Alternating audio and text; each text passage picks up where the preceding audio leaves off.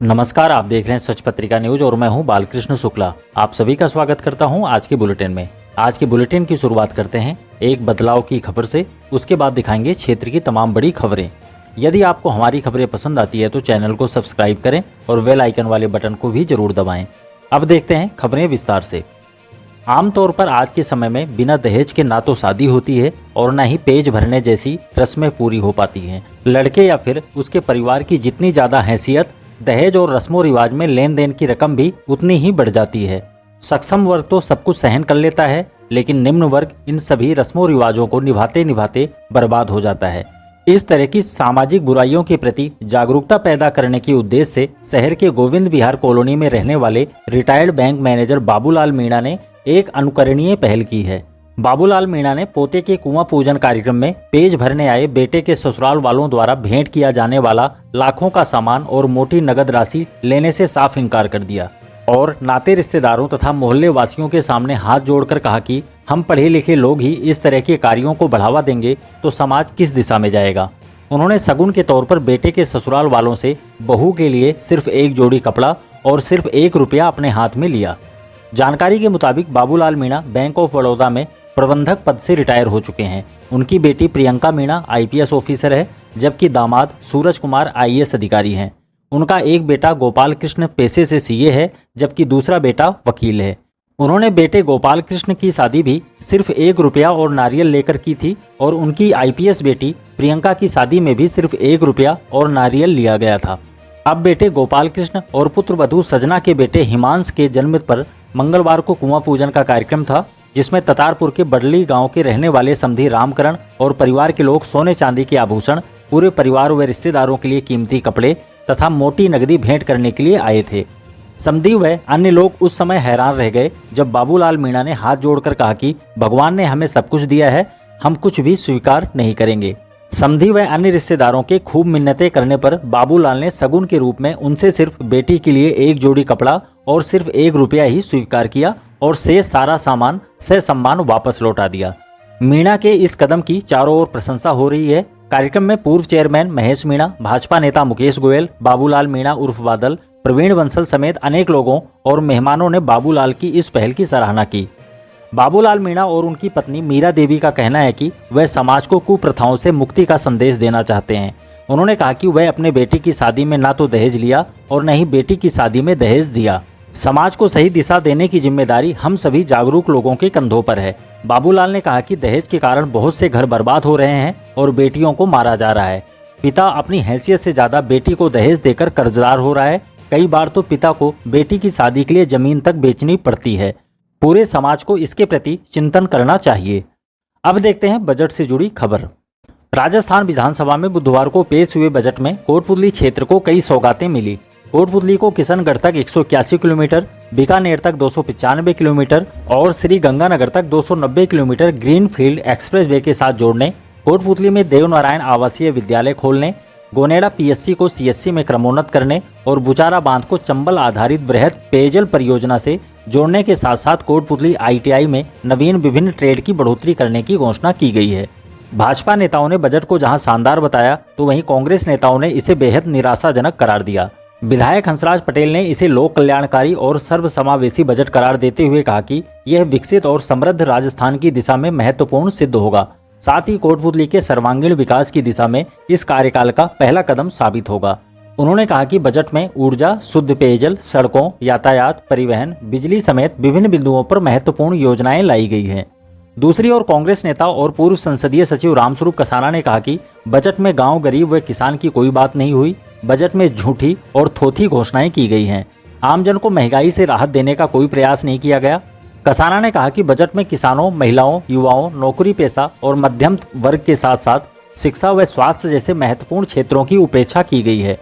दूसरी ओर भाजपा OBC मोर्चा के पूर्व प्रदेश महामंत्री हीरालाल रावत ने इसे प्रदेश के विकास को तीव्र गति देने वाला समग्र, सर्वस्पर्शी व जनहितैषी बजट करार दिया।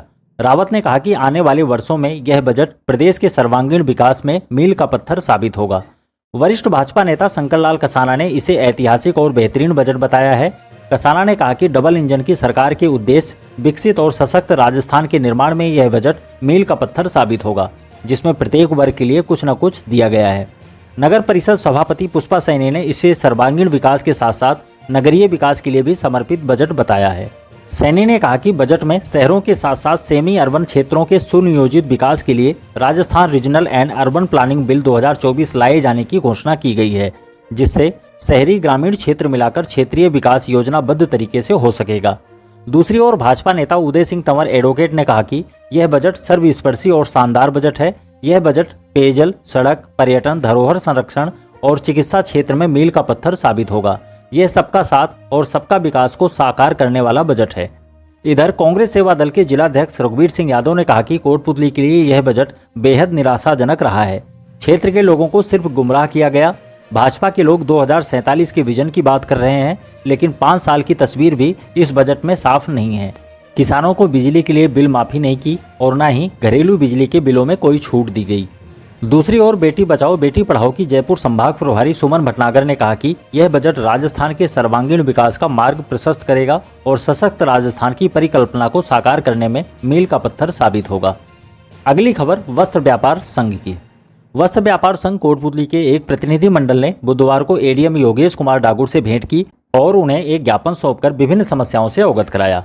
व्यापारियों ने आमजन और दुकानदारों के लिए चल शौचालय की सुविधा उपलब्ध कराने, शहर में पार्किंग व्यवस्था करने, मुख्य बाजार में डिवाइडरों की ऊंचाई कम कराने तथा नगर पालिका तिराहे पर ट्रैफिक पुलिसकर्मी की व्यवस्था करने की मांग की। व्यापारियों ने कहा कि डिवाइडर के कारण बाजार 2 हिस्सों में बंट गया है, जिसका असर व्यापार पर पड़ रहा है। इस दौरान व्यापार संघ के अध्यक्ष होशियार कसाना, उपाध्यक्ष रूप सिंह शेखावत, महामंत्री ख्याली राम सैनी, कोषाध्यक्ष सुभाष चंद्र अग्रवाल, गुरु प्रसाद अग्रवाल, सुभाष चंद्र मित्तल, सुरेंद्र कुमार चोकड़ायत, मनोज कुमार अग्रवाल सहित अनेक लोग मौजूद रहे। अब विद्युत कर्मियों से जुड़ी खबर। राजस्थान विद्युत तकनीकी एसोसिएशन के प्रदेश उपाध्यक्ष प्रदीप जांगिड़ की अगुवाई में तकनीकी कर्मचारियों ने अपनी ज्वलंत समस्याओं के निराकरण की मांग को लेकर उपखंड अधिकारी ब्रजेश चौधरी व सहायक अभियंता सचिन भाटी को मुख्यमंत्री के नाम एक ज्ञापन सौंपा। कर्मचारियों ने ओपीएस से लेकर आरजीएचएस योजना को लागू करने, आईटीआई होल्डर को ज्वाइनिंग दिनांक से ग्रेड पे 2400 देने, तकनीकी कर्मचारियों को हार्ड ड्यूटी अलाउंस देने की मांग की। इस मौके पर अमित ढाका, सचिन भाटी, सुभाष यादव, अजय कुमावत, दिलीप शर्मा, विवेक सैनी, सवाई सिंह जाट, सुमित सिसोदिया, शांति स्वरूप गुजर, कृष्ण कुमार, विष्णु सिंह शेखावत, अनिल कुमार, कमल कुमार, शरद कुमार व महेश कुमार सहित अनेक कर्मचारी मौजूद रहे। अब स्कूल में सामग्री वितरण की खबर। पे बैक टू सोसाइटी अभियान के तहत अध्यापिका स्वर्गीय श्रीमती मीरा देवी आर्य की पुण्य स्मृति में अध्यापक चिरंजी लाल आर्य द्वारा समाजसेवी डालचंद आर्य की प्रेरणा से सामाजिक कार्यकर्ता नितेंद्र मानो के मुख्य आतिथ्य और प्राचार्य जगरूप सिंह की अध्यक्षता में बच्चों को अध्ययन सामग्री बांटी गई। स्वर्गीय श्रीमती मीरा आर्य की कर्मस्थली राजकीय बालिका उच्च प्राथमिक विद्यालय रघुनाथपुरा में सभी विद्यार्थियों को अध्ययन सामग्री का वितरण किया गया। कार्यक्रम में नितेंद्र मानव ने पढ़ लिखकर बच्चों को आगे बढ़ने का संदेश दिया।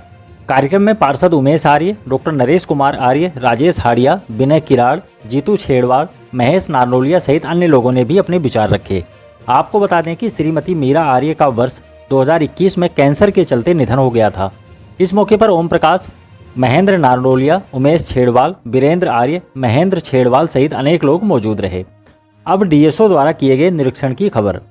कोटपुतली बहरोड के जिला रसद अधिकारी संदीप माथुर ने बुधवार को विराटनगर उपखंड क्षेत्र में विभिन्न पेट्रोल पंपों का औचक निरीक्षण किया, जिसमें एचपी के महेश फिलिंग स्टेशन तथा इंडियन ऑयल के बाबा सहज भारती फिलिंग स्टेशन तथा कुछ राशन की उचित मूल्य की दुकानों का भी निरीक्षण किया। निरीक्षण के दौरान निर्धारित मापदंडों और 5 लीटर माप के आधार पर तथा डेंसिटी के आधार पर गुणवत्ता की जांच की गई। निरीक्षण के दौरान चेक की गई गुणवत्ता और मात्रा सही पाई गई। डीएसओ माथुर ने बताया कि आगे भी इस तरह की आकस्मिक जांच जारी रहेगी। अब पौधारोपण की खबर। अभिभाषक संघ के अध्यक्ष दयाराम गुजर के जन्मदिन पर बुधवार को जगह जगह पौधारोपण किया गया। नीमराना में बार एसोसिएशन के अध्यक्ष राजपाल सिंह शेखावत और बहरोड में अभिभाषक संघ के अध्यक्ष संजय यादव की उपस्थिति में तथा कोटपुतली में वकीलों की मौजूदगी में केक काटकर और माला व साफा पहनाकर दयाराम का जन्मदिन मनाया गया। स्थानीय अदालत परिसर में एडीजे सुमरत लाल मीणा के सानिध्य में अनेक किस्म के पौधे लगाए गए। इस मौके पर उपाध्यक्ष सुशील कुमार यादव, कोषाध्यक्ष ज्योति शर्मा, सचिव हेमंत शर्मा, योगेश सैनी, सतवीर पायला सहित बड़ी संख्या में वकील मौजूद रहे। अब एबीवीपी के स्थापना दिवस की खबर। अखिल भारतीय विद्यार्थी परिषद इकाई कोटपुतली द्वारा परिषद का 76वां स्थापना दिवस धूमधाम से मनाया गया। इस मौके पर आयोजित संगोष्ठी में मुख्य वक्ता डॉक्टर सुरेंद्र सिंह चौहान ने परिषद की स्थापना से लेकर विभिन्न गतिविधियों पर प्रकाश डाला। कार्यक्रम में प्रोफेसर अशोक सिंह चौहान, जिला संयोजक अनमोल गोयल, नगर मंत्री हर्षित सोनी ने भी अपने विचार रखे। नगर अध्यक्ष डॉक्टर गणेश गौड़ ने आभार प्रकट किया।